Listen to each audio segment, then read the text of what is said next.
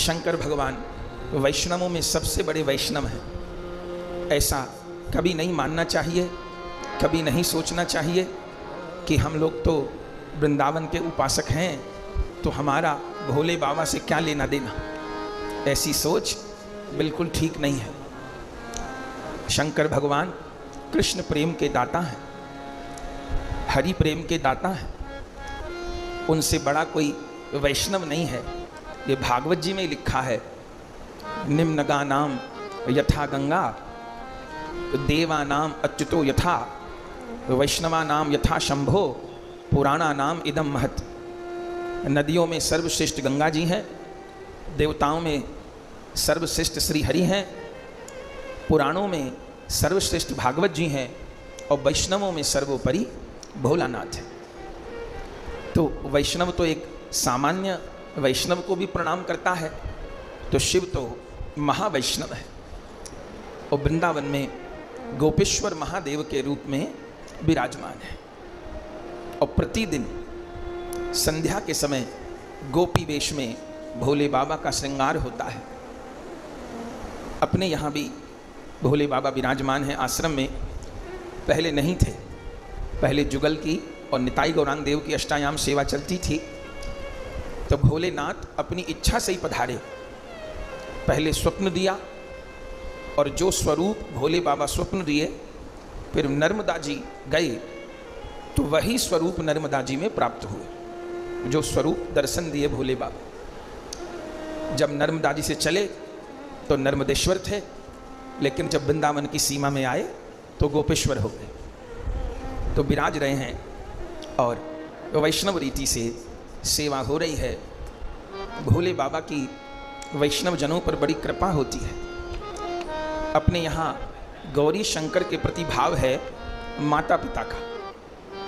कहीं पर भी किसी भी बात को लेकर के कंफ्यूजन नहीं है। गौरी शंकर कौन है?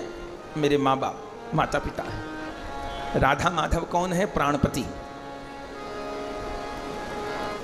ये गौरी शंकर भगवान साधक के जीवन की सारी बाधाओं को दूर करते हैं। रामायण जी में लिखा है, जही पर कृपा न करहि पुरारी सोन पाव मुनि भक्ति हमारी। ये स्वयं भगवान के मुख्य वचन है। और शिव सेवा कर फल सुत सोई अविरल भगति राम पद होई। शिव की सेवा का फल ही यही है कि श्री राम कृष्ण के चरणों का प्रेम प्राप्त हो। तो ऐसे भोलानाथ को जगदम्बा पार्वती जी के सहित प्रणाम करते हैं। वे जगत के माता पिता हैं, हम लोग के जीवन के अमंगल को दूर करें। विष पीने का काम तो इन्हीं का है। समुद्र मंथन हुआ, सब जानते हैं।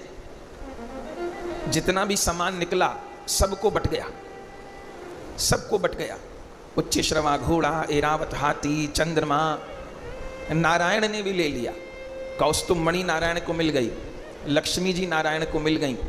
तो कितने सामान निकले और वो सारी सामग्री वितरित हुई, लेकिन भोले बाबा को एक राई का कण भी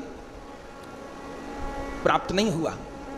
तो सारी बढ़िया बढ़िया वस्तु बट गई, लेकिन धन्य है जो विष था, जिसको कोई लेने को तैयार नहीं हुआ, उस विष को भोले बाबा ने स्वीकार किया। तो वो समुद्र मंथन का ही विष नहीं पीते हैं, वे वैष्णवों के जीवन का विष पी लेते हैं और सारे जगत को अमृत प्रदान कर देते हैं। तो ऐसे भोलानाथ से कृष्ण प्रेम वाले अमृत की याचना करते हैं, हमारी जीवन के विष का समाधान हो। विपत्ति ही विष है, बहिर्मुक्ता ही विष है, प्रभु में मन न लगना ही सबसे बड़ा विष है। तो इस विष का समाधान हो और शिव कृपा हम सबको प्राप्त हो। भोलानाथ के चरणों में सब लोग प्रणाम करते हैं। कहिए गौरी शंकर भगवान की जय।